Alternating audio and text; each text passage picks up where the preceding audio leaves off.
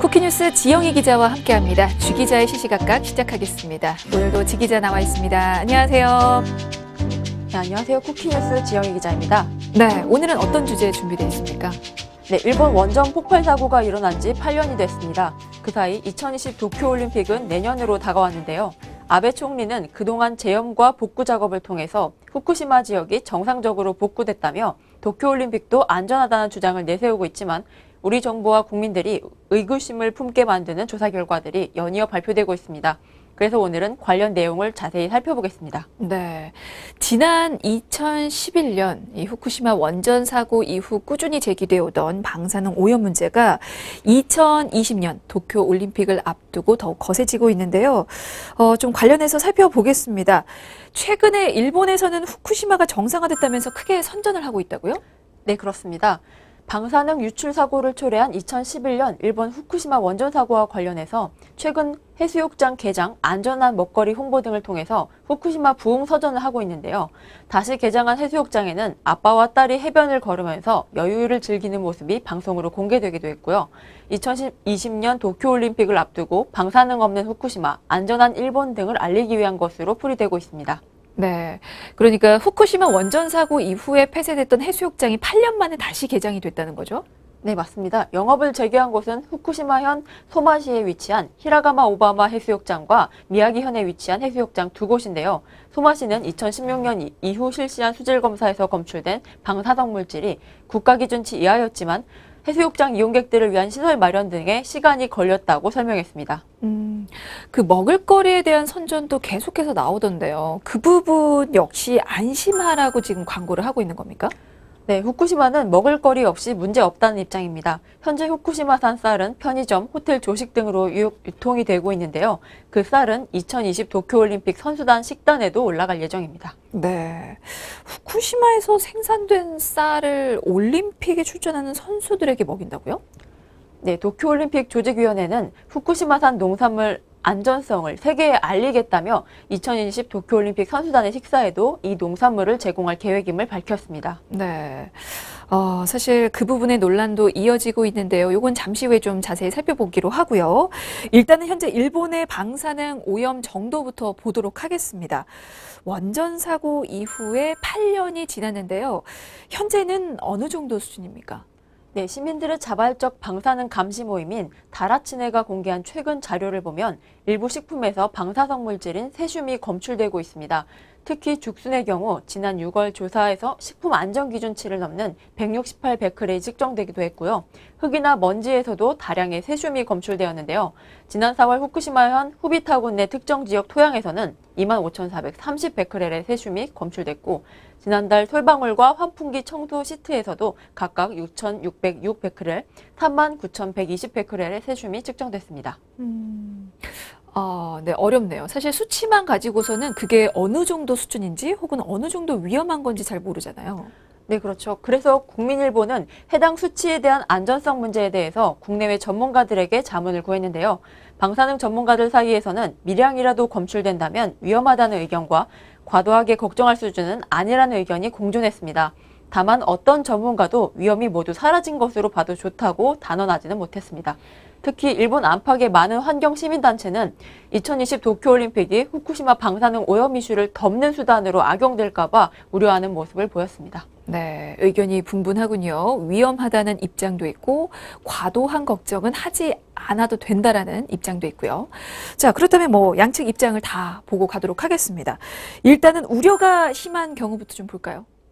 네, 일부 전문가들은 방사성 물질이 검출됐다는 사실 자체만으로도 위험할 수 있다고 보고 있습니다. 김익중 전 동국대 의대 교수는 세슘 134와 137은 자연 상태에서는 존재하지 않는 인공적인 방사성 물질이라며 정상적 토양이라면 아예 검출되지 않아야 한다는 주장인데요. 수치들은 모두 굉장히 위험한 수준이라고 말했습니다. 일본의 저명한 핵물리학자인 고이대 히로아키 전 교토대 조교수 역시 방사성 물질은 미량이라 하더라도 피폭의 위험을 수반하게 된다고 말했습니다. 반대 의견은 어떻습니까? 네, 국내 한 사립대학병원의 핵의학과 교수는 검출은 되고 있지만 측정치 대부분이 기준치를 넘지 않는다며 이런 식품들은 대체로 안전하다고 봐야 한다고 말했습니다.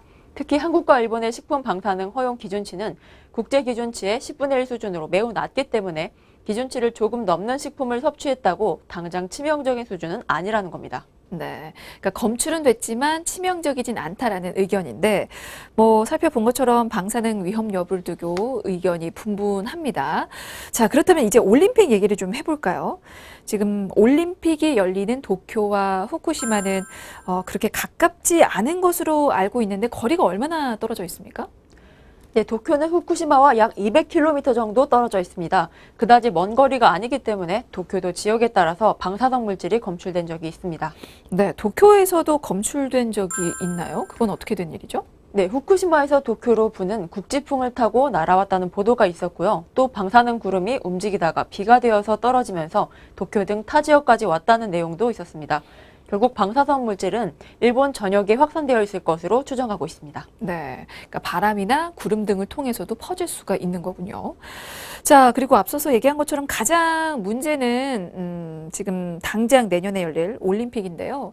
얼마 전에도 뭐 야구장 관련 보도가 나왔습니다.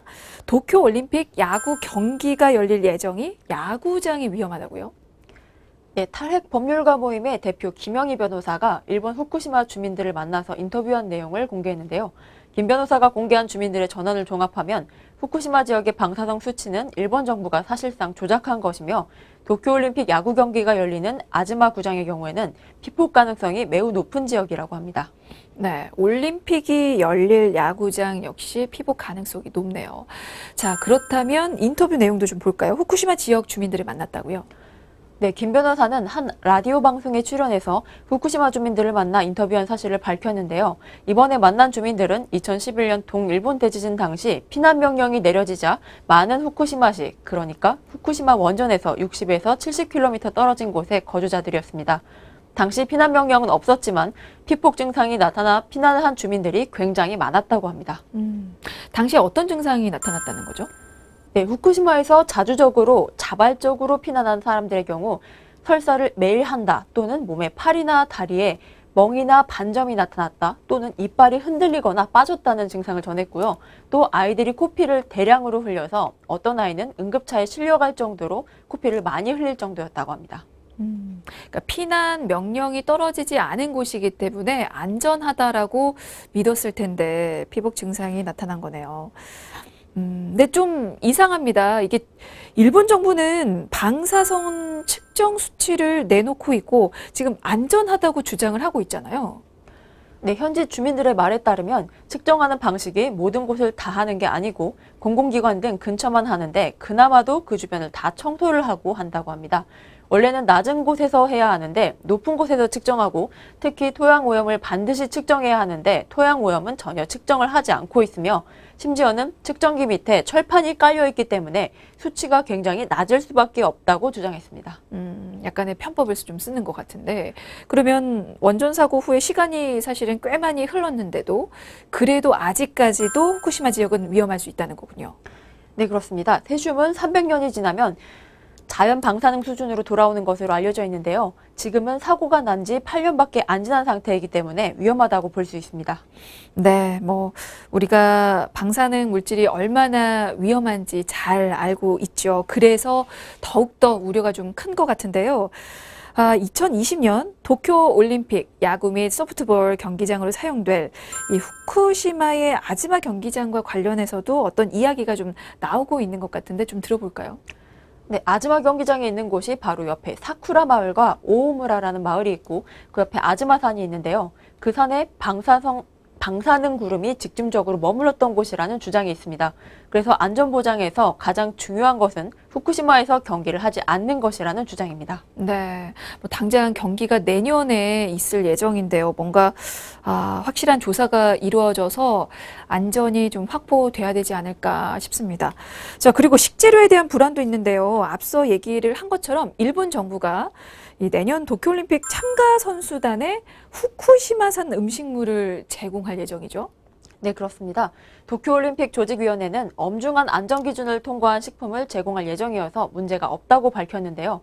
하지만 대한체육회는 일본 도쿄에서 개막한 올림픽 선수단장 회의에서 후쿠시마 인근 경기장과 후쿠시마산 식자재의 방사능 안전성 문제를 지적했습니다. 네, 지금 근데 대한체육회는 이 후쿠시마산 식재료에 대한 방사선의 어떤 영향을 우려하는 의견을 또 내놨는데 이에 대해서 일본 언론은 어떤 반응이었습니까? 네, 일본 언론은 부정적인 반응을 보였습니다. 산케이 스포츠는 대한체육회 관계자가 단장회의에서 후쿠시마 제1원전 사고에 영향에 놓인 식자재 사용 여부를 우려하는 발언을 했다고 전하면서 원전 사고에 대해 우려를 표하는 나라는 한국 이외에는 없었다고 밝혔습니다. 네덜란드 관계자들은 일본을 믿는다, 문제 없을 것이라고 말했다고도 덧붙였습니다. 그러니까 우리만 지금 우려를 한다라는 그런 얘기인 것 같은데. 그럼 그에 대해서 우리 정부는 어떤 입장을 내놨는지도 좀 살펴볼까요? 선수들의 안전을 두고 어떤 관련 대책들 이야기가 좀 오가고 있습니까? 네, 박영우 문화체육관광부 장관은 2020년 도쿄올림픽을 앞두고 선수들의 안전 문제를 고려해서 일본 현지 훈련 캠프 설치를 다시 검토하겠다고 밝혔습니다.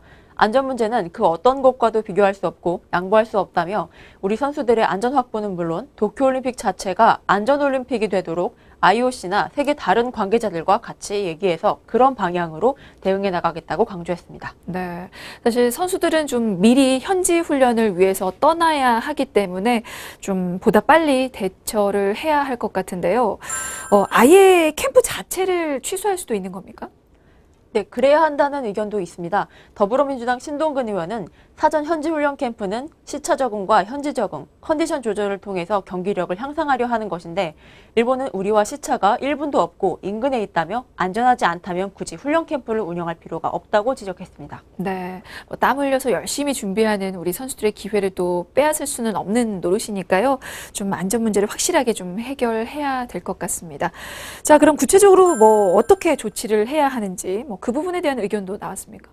네, 신동근 의원은 방사능 안전 문제를 세계보건기구 등 중립적인 기관에 의뢰해서 객관적이고 신뢰 있는 데이터를 받아야 하고 그게 안 될 경우 자체 검증단을 파견해야 한다고 말했습니다. 또한 자체 급식센터를 운영하려면 검역을 간소화해서 식자재를 반입할 수 있게 해야 하고 안전하지 않은 후쿠시마 인근 경기장 경기는 피해야 한다는 주장입니다. 경기를 하더라도 무조건 보이콧을 하거나 불참하지 않는 게 아니라 안전한 데서 열게 해달라고 요청할 수 있지 않느냐고도 덧붙였습니다. 네, 뭐 최근에 한일 관계가 극도로 악화된 상황이지만 그래도 정치와 스포츠는 또 별개의 문제니까요. 시간이 얼마 남지 않은 만큼 좀 빠른 대책이 수립돼야 될 것 같습니다. 자, 그리고 도쿄 올림픽은 방사능 문제 외에 또 다른 문제가 또 지적이 되고 있다고 하는데요. 얘기 나온 김에 그 부분도 좀 살펴볼까요? 네, 올림픽 전문 매체 인사이드 더 게임스는 도쿄 올림픽 선수단장 회의에서 도쿄의 폭염 문제에 대한 대책 마련을 주요 의제로 다룰 예정이라고 보도했습니다. 도쿄의 폭염 문제가 부각될 가능성이 크다고 전망한 겁니다. 이게 하계 올림픽인 만큼 날씨가 굉장히 중요한데요. 현재 일본의 폭염은 어느 정도 수준입니까? 네, 일본 환경성과 소방청 등에 따르면 지난해 5월부터 9월 말까지 일본에서 열사병으로 병원에 입원한 환자 수는 95,137명으로 집계됐습니다. 이는 2008년 관련 조사를 시작한 이후 가장 많은 수치인데요. 지난 7월에도 기온이 40도에 육박하면서 1만 8천여 명이 열사병 증세를 보여서 병원을 찾았고요. 도쿄 올림픽 시설물 건설 근로자로 일하던 50대 남성이 열사병으로 숨진 것을 포함해 올해 7월 29일부터 8월 4일에만 이 증세로 일본 전역에서 57명의 사망자가 발생했습니다. 폭염 문제가 상당히 심각하네요.